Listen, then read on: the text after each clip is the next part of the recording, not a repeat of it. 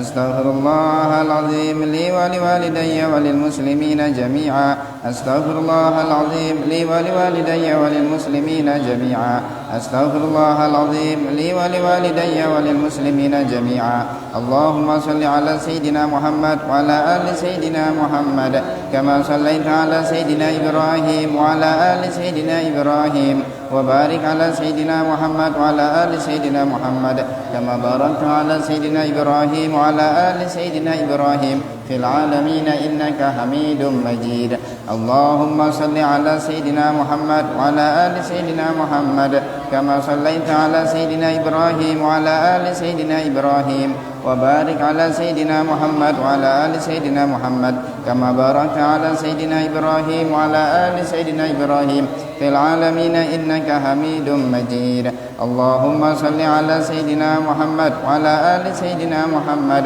كما صليت على سيدنا إبراهيم وعلى آل سيدنا إبراهيم وبارك على سيدنا محمد وعلى آل سيدنا محمد كما باركت على سيدنا إبراهيم وعلى آل سيدنا إبراهيم في العالمين إنك حميد مجيد اللهم صل وسلم على سيدنا محمد البشير والنذير الذي تنفت به أبواب الخير وتنغلق به أبواب الشر وعلى آله الأطهار وأصحابه الأخيار اللهم صل وسلم على سيدنا محمد البشير والنذير الذي تنفت به أبواب الخير وتنغلق به أبواب الشر وعلى آله الأطهار وأصحابه الأخيار اللهم صل وسلم على سيدنا محمد البشير والنذير الذي تنفت به أبواب الخير وتنغلق به أبواب الشر وعلى آله الأطهار وأصحابه الأخيار اللهم صل وسلم على سيدنا محمد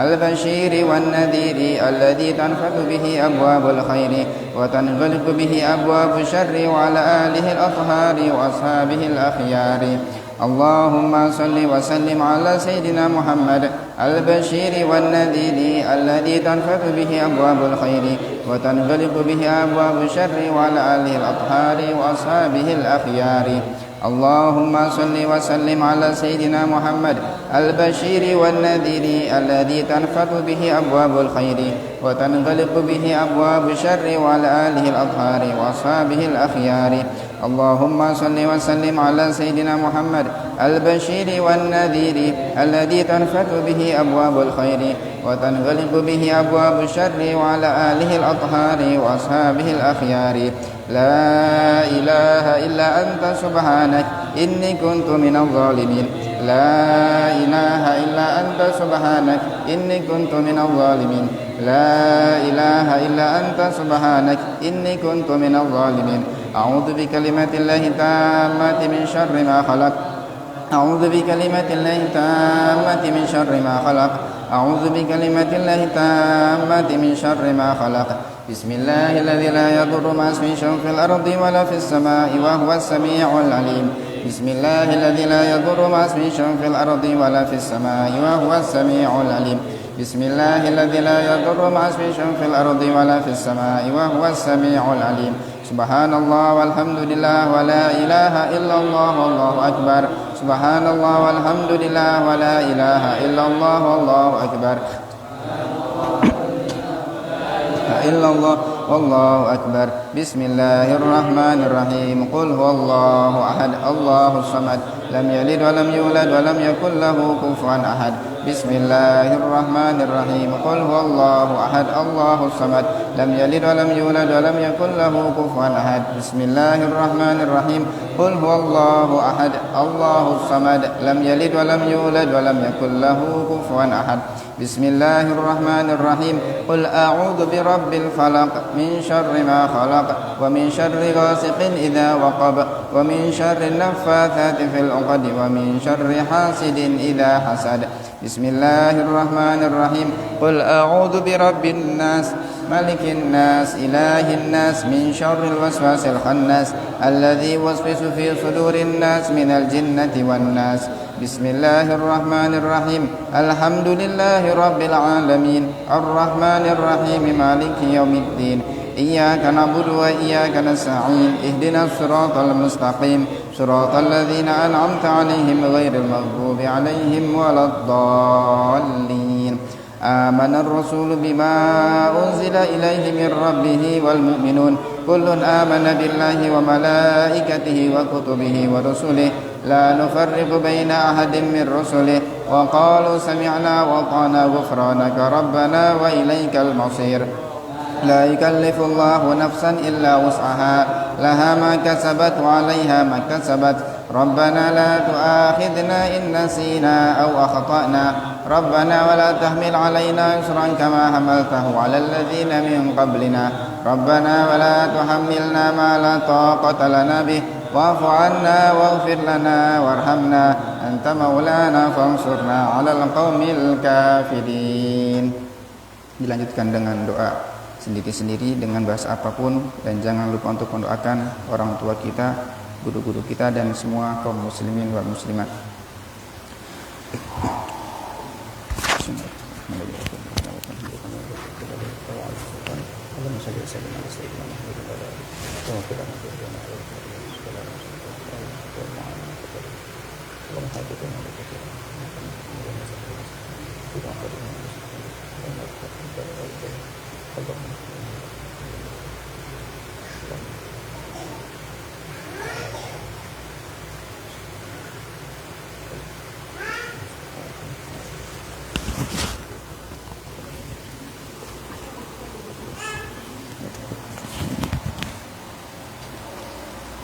Walhamdulillahi Rabbil Alamin. Ya Arhamar Rahimin, Ya Arhamar Rahimin, Ya Arhamar Rahimin, farrij 'alal muslimin. Ya Arhamar Rahimin, Ya Arhamar Rahimin, Ya Arhamar Rahimin, farrij 'alal muslimin. Ya Arhamar Rahimin, Ya Arhamar Rahimin, Ya Arhamar Rahimin, farrij 'alal muslimin. Asallallahu an yataqabbala minna bi barakatil Fatihah. Bismillahirrahmanirrahim.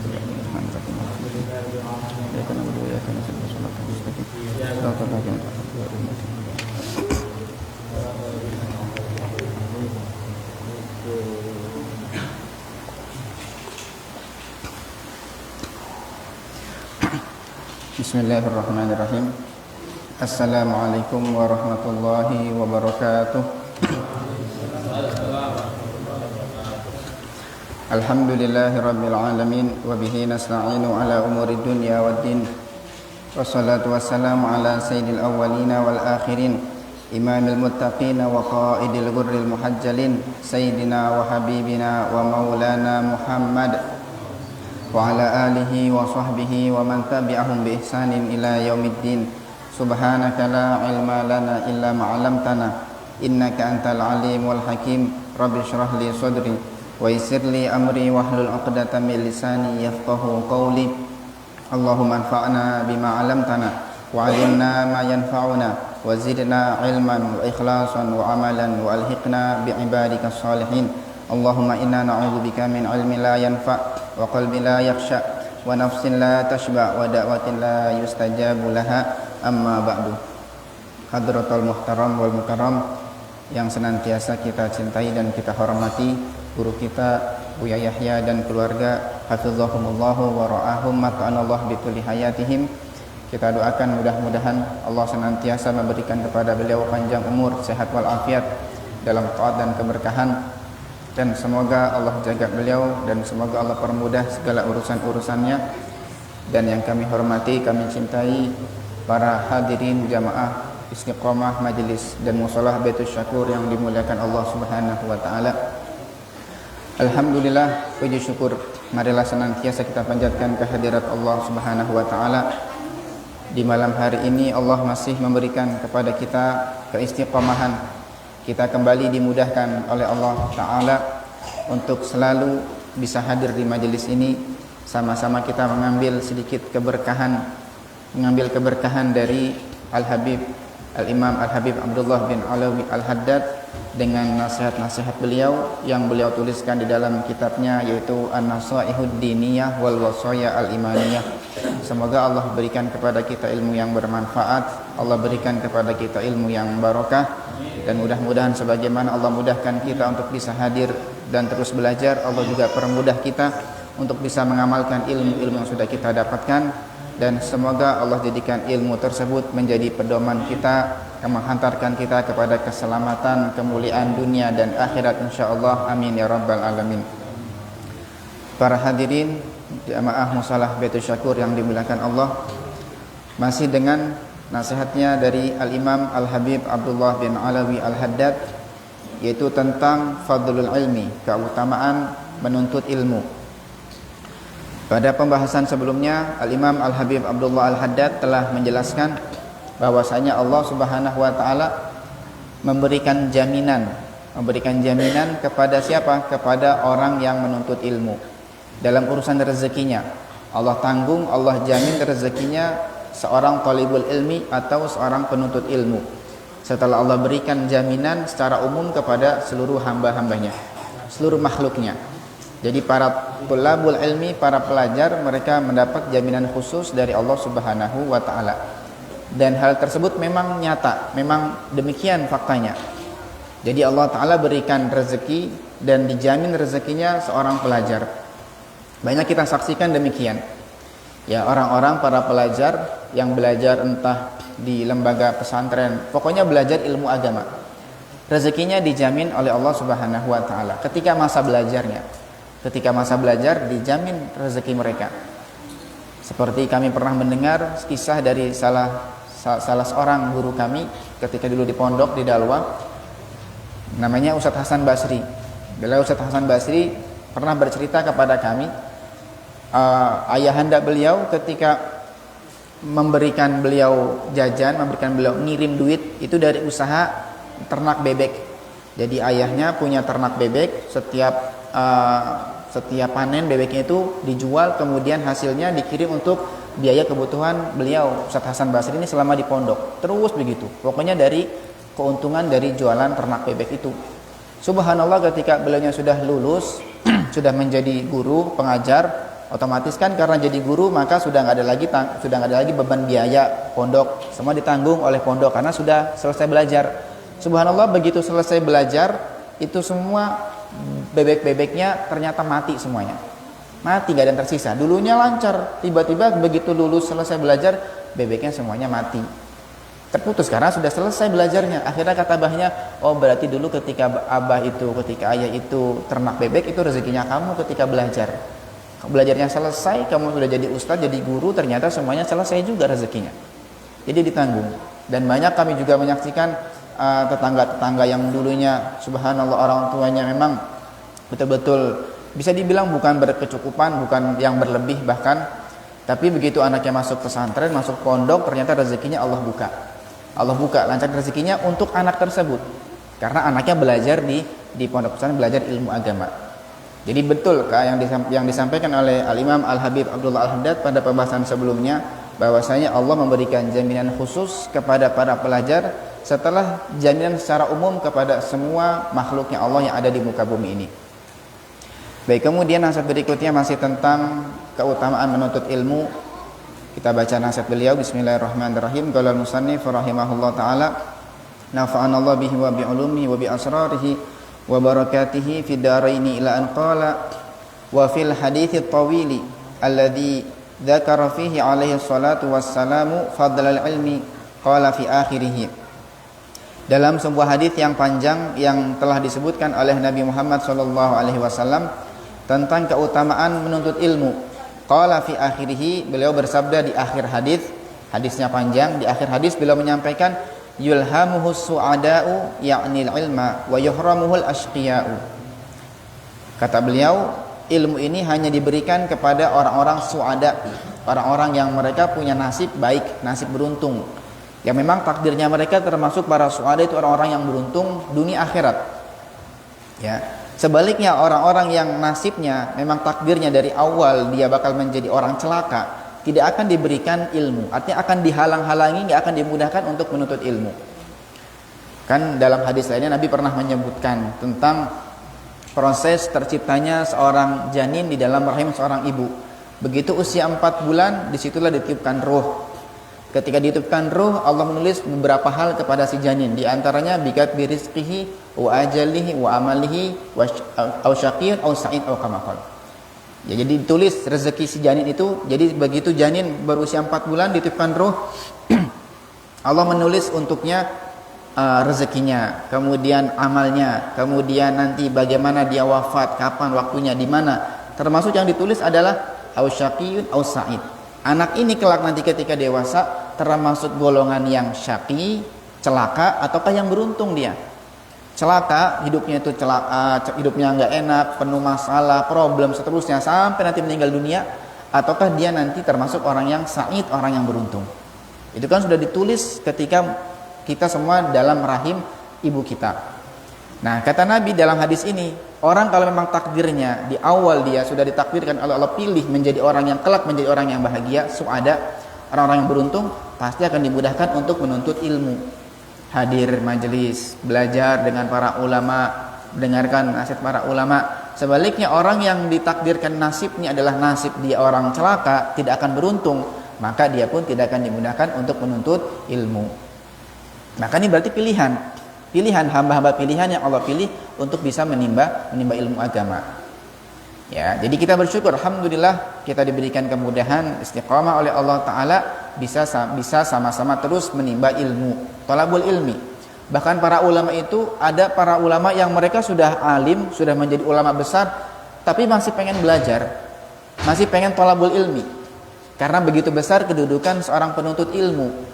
Ketika ditanya, wahai Syekh, engkau kan sudah menjadi alim, sudah menjadi orang hebat, kenapa masih belajar? Iya, aku pengen meninggal dunia masih mendapatkan predikat aku sebagai seorang pelajar, thalibul ilmi. Ya, jadi walaupun seorang alim pun pengen menjadi seorang pelajar juga. Itu keutamaan orang yang menimba ilmu agama. Dalam hadis ini disebutkan bahwasanya ilmu hanya diberikan kepada orang-orang suada, orang-orang yang memang nasibnya adalah takdirnya dia menjadi orang bahagia. Sebaliknya yuhramuhul ashqiya, akan dihalangi untuk orang-orang yang nasib atau takdirnya adalah orang-orang celaka dunia akhirat. Walaysa min syai'in yajma'u jami'a anwa'il khairi ghairu sa'adati. Dan tidak ada sesuatu yang bisa mengumpulkan semua kebaikan kecuali sa'adah. Sebaliknya walaysa min syai'in yajma'u jami'a anwa'i syarri siwa syaqawah. Jadi Allah punya anugerah yang paling besar, namanya anugerah sa'adah. Itu pemberian Allah yang paling besar, namanya sa'adah. Apa sa'adah? Keberuntungan tadi, kebahagiaan dengan selamat dunia akhirat, kebahagiaan dengan iman. Itu kan nikmat paling besarnya. Nah, orang kalau sudah takdirnya dia menjadi sa'id, insyaallah bahagia dia. Dunianya senang, akhirnya terlebih lagi. Ya, semoga kita tergolong orang-orang ini, minas su'ada. Makanya kan kalau terkadang di bulan suci Ramadan, selepas salat tarawih, kita kadang dengar doanya para ulama, Allahumma ja'alna minas su'ada'il maqbulin. Ya Allah, jadikan kami di malam ini termasuk su'ada, orang-orang yang bahagia yang Engkau terima amal ibadah kami. Jadi anugerah sa'ada, anugerah luar biasa. Kata Imam Haddad, tidak ada nikmat yang bisa mengumpulkan semua macam-macam kebaikan kecuali nikmat sa'ada ini, nikmat bahagia, keberuntungan. Ditakdirkan, dipilih oleh Allah menjadi orang-orang yang bahagia dunia akhirat.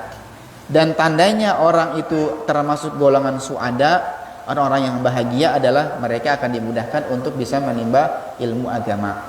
Minimal mendengarkanlah, ya, walaupun nggak bisa belajar sebagaimana misalnya para ulama dulu, belajarnya luar biasa, dari kecil sudah hafal Al-Quran misalnya, umur sekian belajar dengan ulama fulan, nanti beranjak dewasa terus belajar sampai menjadi orang besar. Ya, kita walaupun nggak demikian, minimal kita masih takdirkan secuil umur kita ada kita gunakan untuk menimba ilmu agama Allah. Ini alhamdulillah, walaupun nggak sepanjang umur, nggak sepanjang hidup sebagaimana kehidupannya para ulama dulu kan, dari kecil sudah belajar, ayahnya, guru-guru, sampai mereka meninggal dunia penuh dengan thalabul ilmi. Ya, kita alhamdulillah minimal adalah seminggu sekali, sebulan sekali, atau mungkin di umur walaupun sudah tua nggak apa-apalah, karena nggak ada istilah namanya telat dalam belajar. Ya, kan dikatakan bahwasanya thalabul ilmi minal mahdi ilal lahdi. Belajar itu menuntut ilmu dari mulai mahad, dari mulai ayunan seorang ibu sampai masuk ke liang lahat. Itu proses belajar itu panjang sekali, nggak ada istilah terlambat. Dari mulai ayunan seorang ibu, makanya seorang ibu yang masih momong bayinya itu kan dianjurkan ngajarkan, menanamkan nilai-nilai kebaikan dari kecil. Ketika nyusuin sering ngaji, baca Quran. Jangan nyusuinnya sambil main HP, nyusuinnya sambil dengerin yang hal nggak benar, nanti akan nurun mempengaruhi kepada si anak walaupun masih bayi. Ya, Imam Hasan Basri, beliau seorang imam besar, Imam Hasan Basri, ketika beliau bertanya kepada ibunya, wahai ibu, dulu ketika engkau didik aku bagaimana caranya sehingga aku menjadi orang besar, orang hebat, orang alim, ya orang alhamdulillah punya anugerah seperti ini. Bagaimana cara engkau mendidiknya? Kata ibundanya, dulu ketika engkau masih bayi, tidaklah aku menyusui kamu kecuali aku punya wudu. Jadi nggak pernah lepas tohara ketika nyusuin Imam Hasan Basri. Makanya anaknya menjadi orang hebat. Kuncinya adalah dalam pendidikan seorang ibu, yaitu minal mahdi ilal lahdi, sampai masuk liang lahat pun ternyata di situ masih ada belajar. Apa itu? Talqin mayit. Makanya ketika meninggal dunia, setelah dikuburkan, setelah diuruk, ada namanya talqin mayit. Apa isi talqin mayit bunyinya? Itu kan pengajian pendidikan.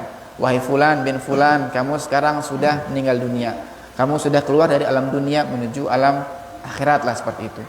Nanti apabila datang kepadamu makhluk Allah, malaikat, itu namanya mungkar nakir, jangan sampai engkau takut. Kalau misalnya mereka bertanya kepadamu, siapa Tuhanmu, siapa nabimu, apa agamamu, apa pedomanmu, maka katakanlah dengan lisan fasih, Allahu Rabbi, Muhammad Nabi, dan seterusnya. Itu kan diajarkan. Loh, bukannya kah mayit sudah meninggal, Ustaz gak bisa dengar? Mereka dengar. Mereka mendengar apa yang disampaikan oleh kita orang hidup yang ada di atas sana. Ya kan? Buktinya baginda Rasul SAW ketika selesai perang Badar, kalau nggak salah, beliau kumpulkan mayat-mayatnya korban-korban dari golongan orang-orang kafir, dikumpulkan, lalu beliau seru, disebut namanya mereka satu persatu, Fulan bin Fulan, Abu Jahal, Fulan, terus disebutin, semua disebutin gengnya Abu Jahal. Bagaimana sekarang kalian? Qala Nabi. Bagaimana yang kalian dapati sekarang? Apakah benar janji Tuhan yang telah disampaikan kepada kalian? Maksudnya dulu kalian ingkar sama ana, ingkar sama saya, diajak Islam nggak mau. Bukankah sekarang kalian sudah ngelihat ternyata sudah meninggal, setelah meninggal dunia kalian menyaksikan siksa di alam barzakh sana. Jadi Nabi khitab, berbicara dengan mereka yang sudah meninggal. Sahabat tanya, ya Rasulullah, bukankah mereka meninggal dunia? Apakah mereka bisa mendengar suaramu? Nabi mengatakan mereka lebih bisa mendengar ketimbang kalian. Jadi mereka bisa lebih mendengar ucapanku ketimbang kalian. Hanya saja kalian tidak mendengarkannya, tidak mengetahuinya. Ternyata ada faedahnya juga. Talqin mayit itu ternyata berfaedah kepada si orang yang sudah meninggal dunia yang baru dikebumikan. Itu. Jadi belajar itu nggak ada istilah telat atau terlambat. Dari mulai ayunan seorang ibu sampai masuk ke liang lahat, ternyata masih kita dianjurkan untuk talabul ilmi, belajar ilmu agama itu. Begitu pentingnya, begitu mulianya seorang yang punya aktivitas kegiatan menimba ilmu agama. Kemudian faqad alimta bima taqaddama, ini sudah selesai tentang nasihat atau kutipan hadis-hadis yang menjelaskan tentang keutamaan belajar. Kalau kita pengen sebutkan semuanya sangat banyak sekali. Ya, sebagaimana yang pernah kami sampaikan pada pekan sebelumnya, sebenarnya kalau kita hanya mengambil satu saja, satu hadis, satu ayat, satu keutamaannya tentang belajar cukup sebenarnya. Membuat kita untuk semangat menimba ilmu agama. Bagi orang yang hatinya terbuka, yang bisa menilai bahwasanya belajar adalah sesuatu yang sangat mulia sekali. Tapi bagi orang yang sudah tertutup hatinya, mau disampaikan 1000 hadis, 1000 ayat tentang belajar, tidak akan ngaruh kepadanya. Baik, faqad alimta bima taqaddama, maka dengan penjelasan yang sudah lewat sebelumnya, kata Imam Haddad, sekarang kamu tahu annahu la udra li jahilin indallahi ta'ala fi tarkil ilmi, bahwasanya tidak ada alasan sama sekali bagi orang yang tidak tahu, bagi orang bodoh di hadapan Allah nanti, enggak ada alasan ketika dia tidak mau belajar. Wa kadzalika la udra li alimin fi tarkil amali bi ilmihi, begitu juga tidak ada alasan bagi orang alim untuk mengamalkan dengan ilmunya. Nah, berarti kewajiban kita dua. Pertama, kewajiban belajar, menuntut ilmu. Setelah punya ilmu, apa kewajiban berikutnya? Ngamalkan dengan ilmunya. Jadi jangan sembarangan, enaknya sudah punya ilmu sekarang tinggal ngamalkan, tugasnya ngamalkan. Sebelumnya tugasnya adalah belajar, nimba ilmu, belajar mana halal, mana haram, mana yang baik, mana yang tidak baik. Setelah ngerti, tinggal dipraktekkan, tinggal diamalkan. Kalau sudah ngerti ini adalah baik, ayo lakukan. Ini adalah kewajiban, jangan sampai ditinggalkan. Kalau sudah ngerti ilmunya, ini adalah haram, ya harus ditinggalkan, dijauhi. Jangan malah masih melakukannya. Memang di dalam mengamalkan ilmu kan bukan hal mudah, ya proses sedikit demi sedikit. Yang penting kita sudah berusaha dan niat. Ketika saya belajar, saya niat pengen untuk saya amalkan nanti di kemudian hari. Begitu. Yang salah itu adalah orang dari awal sudah nggak ada niatan pengen ngamal dengan ilmu. Ini yang salah. Makanya Al-Imam Ghazali rahimahullah, beliau dalam kitab Bidayatul Hidayahnya itu tegas sekali. Pertama kali bab yang beliau sebutkan masalah niat. Itu kan Bidayatul Hidayah itu kitab tentang penjelasan masalah keseharian, adab-adab sehari-hari dari mulai bangun tidur sampai tidur lagi. Nanti di akhir kitab beliau jelaskan masalah bagaimana cara membersihkan hati, menjaga lisan, mata dan sebagainya. Itu di awal kitab beliau sudah jelaskan untuk wanti-wanti jangan sampai seorang pelajar salah dalam niat ketika belajar. Nah, sekarang kita semua termasuk talabul ilmi. Kita semua termasuk orang yang sedang belajar, mendengarkan nasihat, mengkaji kitab Imam Haddad. Ini kan belajar. Nah, ketika kita belajar sekarang duduk di sini, apa niat kita? Jangan sampai salah dalam niat. Ketika niatnya sudah benar, lihat nanti dia akan dimudahkan untuk bisa mengamalkan ilmunya. Tapi kalau niatnya sudah salah, yang penting ikut-ikutan teman, hadirnya pengen ikut-ikutan teman, nggak enakan, nggak akan dimudahkan untuk bisa mengamalkan ilmu yang sudah dia dapatkan tersebut. Ya, jadi belajar wajib. Niatnya adalah supaya nanti kalau sudah punya ilmu, saya pengen ngamalkan. Walaupun sekali nggak masalah, supaya kita ini termasuk orang min ahlil ilm. Katanya dikatakan oleh ulama, kalau kamu sudah ngerti satu masalah, satu keutamaan, lakukanlah walaupun satu kali, supaya kamu dikatakan orang yang sudah ngamalkan ilmu itu. Ya, kesunahan kan banyak sunah-sunah Nabi, ada sunah ini, sunah itu. Kalau kita nggak bisa melakukan semuanya, minimal sekali lah kita lakukan. Pakai pakaian putih, ngerti sunahnya imamah, minimal pakailah sekali-kali imamah. Ini itu yang sunah Nabi.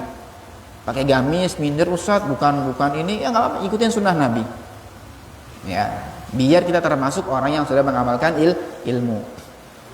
Nah, kemudian nasihat berikutnya Imam Haddad menjelaskan ancaman bagi orang yang tidak mau mengamalkan ilmu. Tadi kan pembahasan sebelumnya kewajiban belajar. Setelah belajarnya sudah, berarti tinggal kewajiban berikutnya yaitu mengamalkan ilmunya.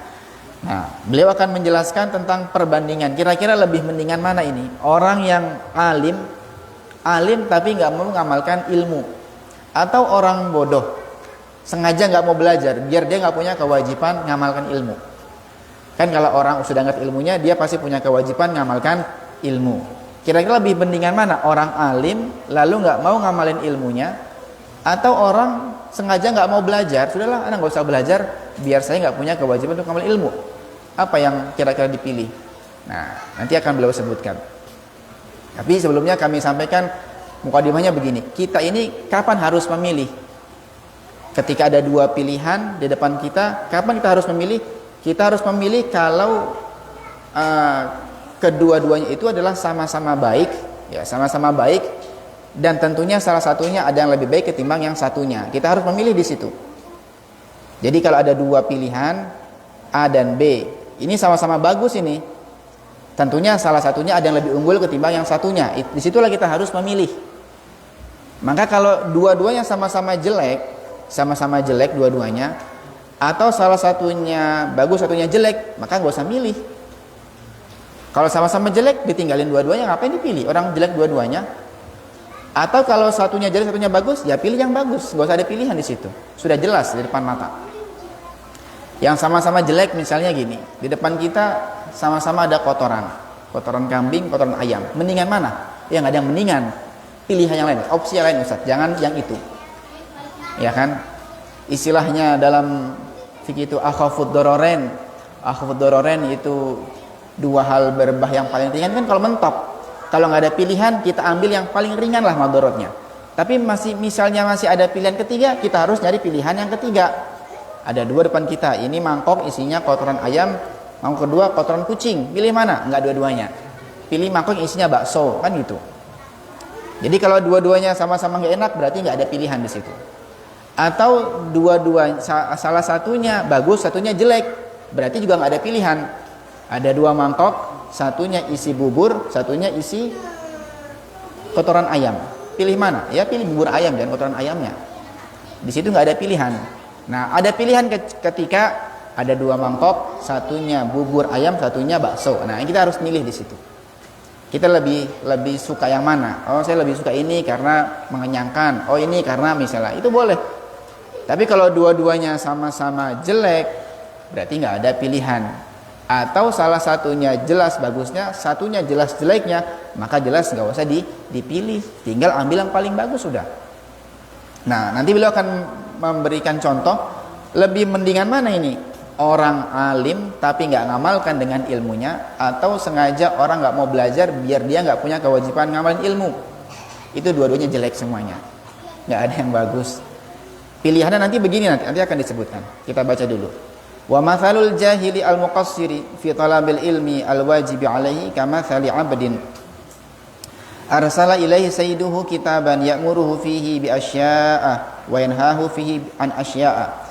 Perumpamaan orang bodoh yang dia tidak mau belajar, sengaja dia padahal bisa, dikelilingnya di sekitarnya ada ulama, mau hadir majelis bisa, atau nyimak lewat media bisa, bertanya pun bisa, tapi dia nggak mau. Udahlah, ngapain belajar, sudahlah, sibuk yang lain aja. Sengaja dia muqassir, sengaja nggak mau belajar. Ya, orang yang bodoh yang sengaja nggak mau belajar, tinggalkan ilmu wajib, itu perumpamaannya seperti seorang hamba. Kama tali abdin, ibarat seorang hamba, arsala ilaihi sayyiduhu kitaban, yang dia diberikan oleh tuannya sebuah surat perintah. Zaman dulu kan kalau ngasih perintah pakai surat, ini perintahnya kamu harus gini. Jadi ibaratnya dia diberikan oleh tuannya sebuah surat berisi perintah, ya'muru fihi bi asya wa yanhahu fihi an asya. Di surat itu si tuannya nyuruh beberapa hal dan melarang beberapa hal. Jadi ada perintah, ada larangan di surat tersebut. Itu yang belakang biar agak tenangan itu ya. Falam yanzur fi dzalikal kitabi wa lam ya'rif ma fihi aslan ma'al qudrati 'ala dzalika wa tamakkuni minhu.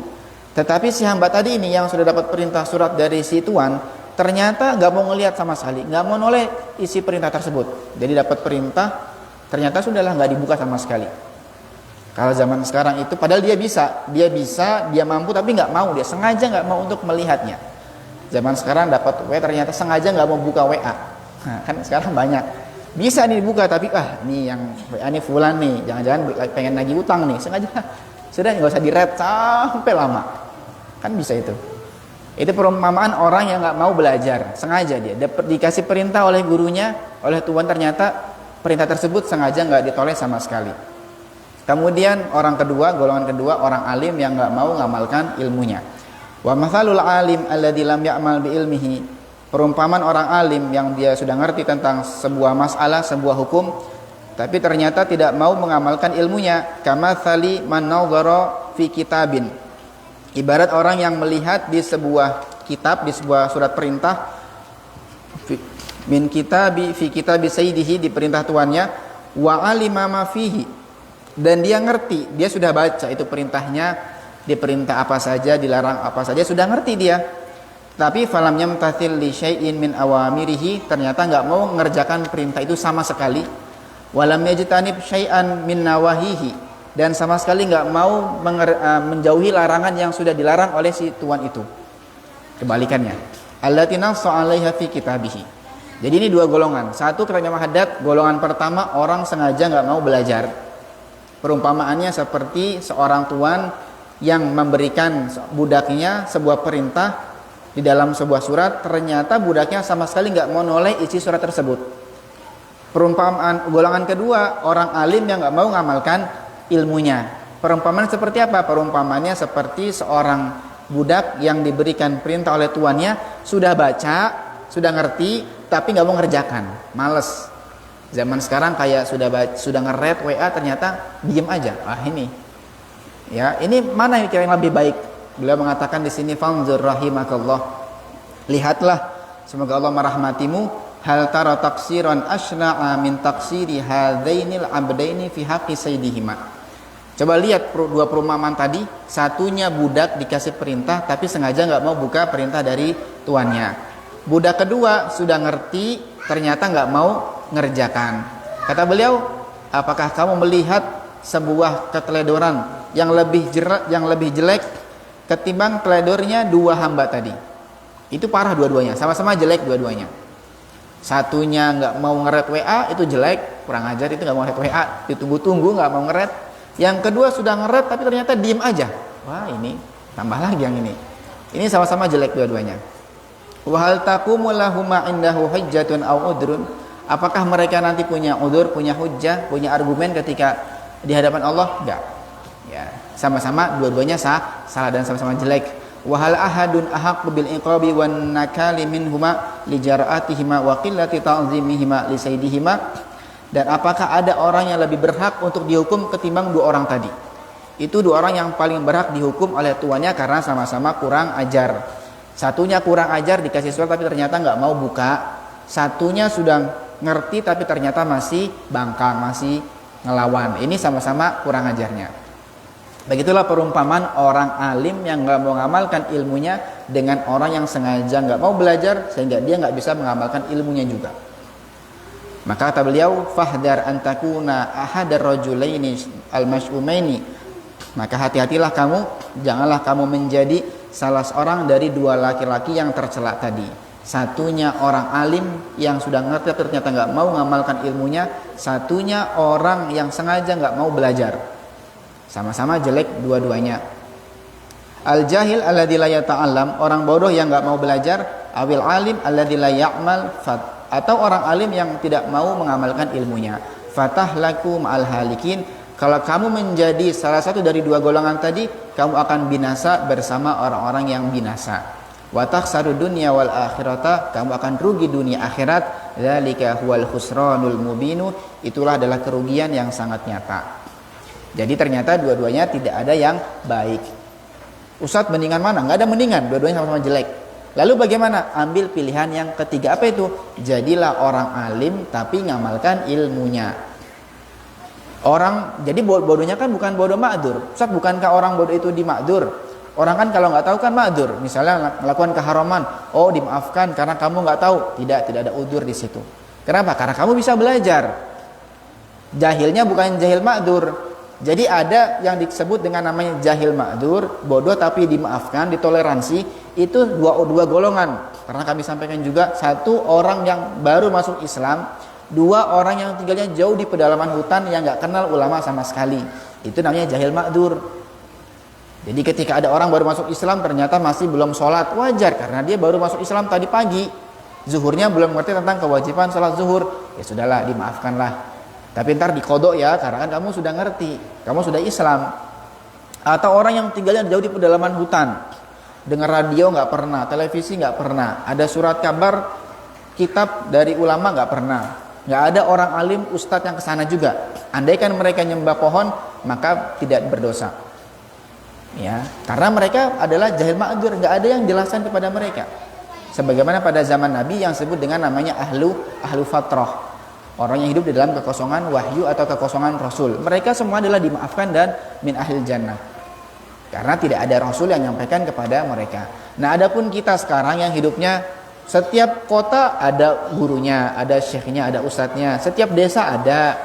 Nonton televisi bisa, di YouTube sudah banyak, di radio banyak. Tinggal kita pilih yang seakidah dengan kita. Lalu alasan nggak mau belajar, nggak ngerti, nggak ada alasan. Karena dengan mudahnya kita sekarang bisa belajar. Maka jangan jadi dua golongan tadi. Jadilah orang alim tapi kita ngerti tetapi mengamalkan dengan ilmu. Alim di sini nggak harus alim besar dah. Alim ini adalah orang yang ngerti satu masalah.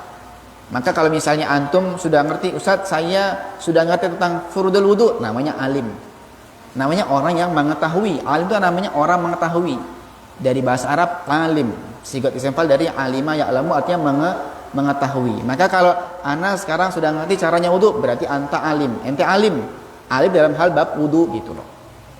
Nah, sekarang tinggal laksanakan ilmunya, tinggal dipraktekkan. Sudah ngerti wudu tapi masih nggak wudu. Nah, sudah ngerti kewajiban sholat masih nggak sholat, namanya orang alim tapi tidak mengamalkan dengan ilmunya. Baik. Jadi dua golongan tadi tidak ada baiknya. Jadilah kita orang yang ngerti ilmunya, belajar, menimba ilmu sambil niat, saya belajar, niatnya pengen mengamalkan dengan ilmunya. Dan kalau sudah ngerti ilmunya, ayo kita berusaha semaksimal mungkin untuk bisa mengamalkan yang sudah kita pelajari tersebut. Insyaallah kita lanjutkan pada kesempatan berikutnya. Wallahu a'lam bishawab. Semoga Allah berikan kepada kita ilmu yang barakah, ilmu yang bermanfaat, dan semoga Allah mudahkan kita untuk bisa mengamalkan dengan apa yang sudah kita pelajari, dan semoga dengan berkat majelis ini Allah berikan keberkahan kepada kita semuanya, berkah di rumah tangga, berkah di rezeki, berkah di anak-anak kita. Semoga mereka semua dijadikan anak-anak yang soleh, soleha, berbakti kepada kedua orang tuanya, dan mudah-mudahan Allah jadikan kita, keluarga kita, anak-anak kita termasuk ahlul ilmi, orang yang senang belajar, menimba ilmu, dan bisa digolongkan pada golongannya para ulama yang mengikuti baginda Nabi SAW.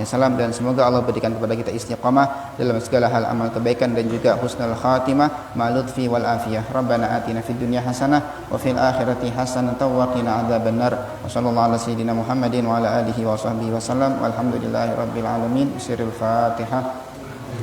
Bismillahirrahmanirrahim. Alhamdulillahirabbil alamin. Arrahmanirrahim. Maliki yaumiddin. Iyyaka na'budu wa iyyaka nasta'in. Ihdinas siratal mustaqim. Siratal ladzina an'amta 'alaihim ghairil maghdubi 'alaihim waladdallin. Amin. Sekian dari kami, wal afu minkum. Wassalamualaikum warahmatullahi wabarakatuh.